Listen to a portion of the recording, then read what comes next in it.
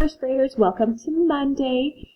We are going to work on our phonics right now, and we are on Unit 6, Week 5. So this is actually the last unit of Wonders, and then the next 2 weeks we'll just be taking everything we've been learning this year and put it all together and do some really fun things with it. Okay, but this is our last focus sound in first grade. Okay, so we are focusing this week on the air sound. And the name of this card is the chair card. And you can see that we have air spelled A-I-R, A-R-E, and E-A-R. We also have E-R-E here that we see in our sight words such as where and there, right? Okay, but our focus is going to be these three, A-I-R, A-R-E, E-A-R. So here is an example of how A-I-R gets used to say air in the name of this card, chair. Okay, so we have our digraph right here and our air sound.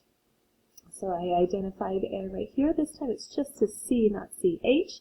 So the word is care. E-A-R says air. The word is where. Okay, so that's going to be our focus this week. Air, air, air, air, air, air, air, air, air, air, air, air, air, air, air. Okay, let's sound out some words together. Air, fair, air, rare, air, pear. Let's do some sound checks. I'm going to just disappear here for a second. Here we have air, sh, air, st, ch, air, spr, r, e, ing, I, spool, ow,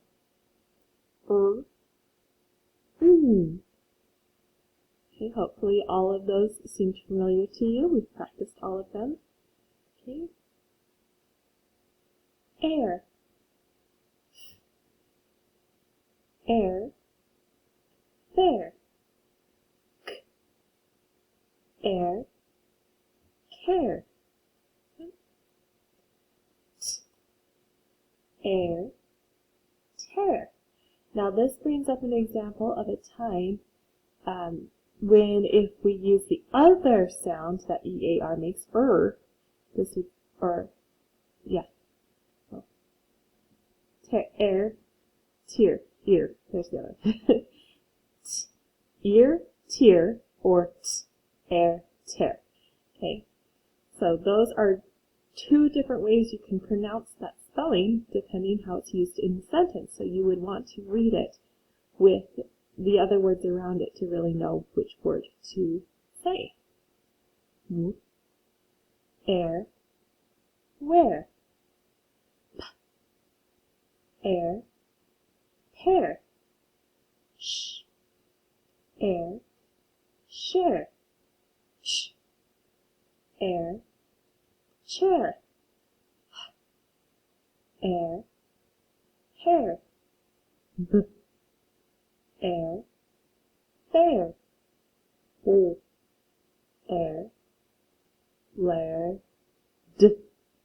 laird, d, air, dare, dared.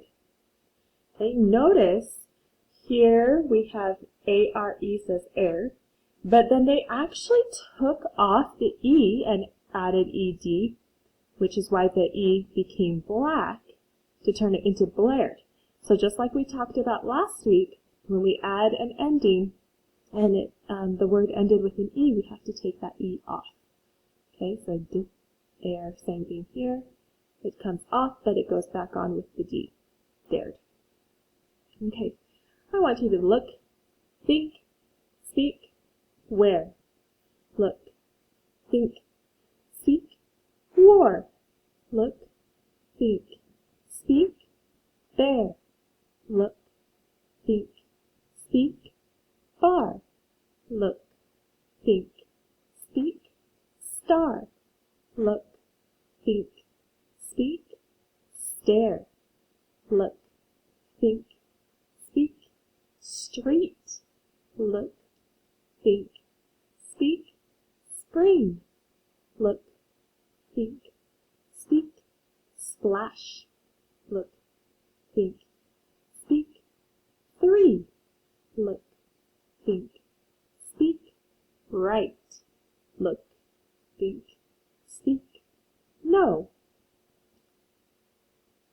think, look and think, think, think, think, think, think. Okay, let's read this all together. Ready? Begin. Her red hair blew in the air. Why did I say the instead of the? Okay, we often say the instead of the if it's a long, if the E is coming before another vowel. And then we say the E long. Okay. Think, think, think, think, think, think. Let's read it together. Ready? Begin. Did that bear stare at Claire? Okay, looking for those air sounds. That's what we're going to focus on this week. Okay, new sentence. Look and think. Think. Think. Think. Think. Think. Think. Did you find all the airs in here? Ready? Begin. I will share my pear with Blair. It's kind of fun to say. I will share my pear with Blair.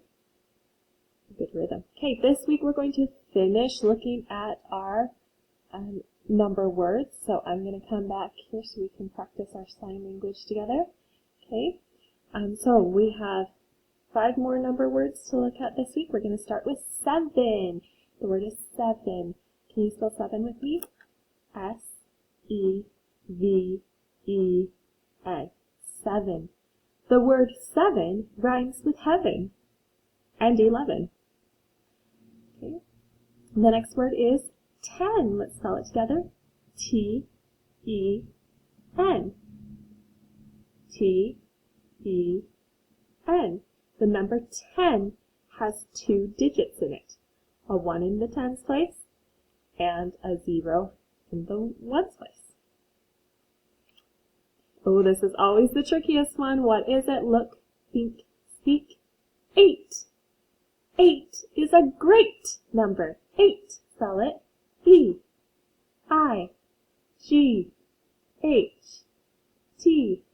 8.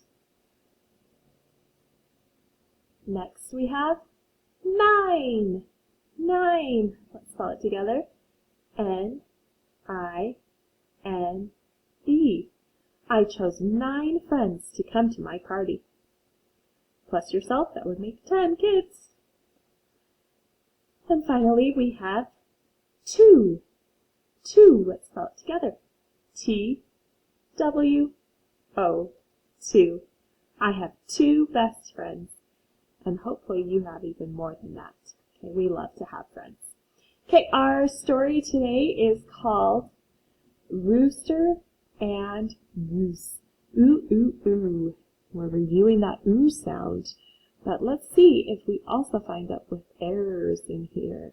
Okay? Air, air, air. Okay, let's see. Take a moment, look for those sight words. I don't see any errors on this page, but maybe we'll see them moving forward. Ready? Begin. Life at the farm was like a wild zoo. Like a wild zoo. That's comparing it, similes that we've talked about before. Rooster and Goose felt that they should come up with a plan. Things needed to run smoother. First, Rooster and Goose brought the animals through the big barn door.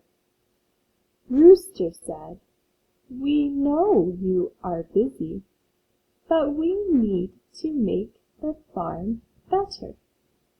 We have an answer to fix it up." Then Goose stated, "Let's not bug each other. Let's join together. We can make it better." Ready? Begin. So Rooster and Horse went to check the crops. They set the roots in and scooped soil on top. Sounds like something we've done. This was enough to make the crops grow. The chicks picked up the hay. Then Goose and Pig made the hay neat. The eyes of the animals were wide with joy. The farm looked so nice. Ready? Begin. That night, the animals sat under the bright moon. They were glad that they came together and did the job. The farm felt like such a nicer place. Rooster and Goose both said, "It's cool to be a team." It's so nice when people work together. This kind of reminded me of the story that you guys had in your comprehension test a couple weeks ago about the kids working together to make their park better. Here it's animals working together to make their farm better.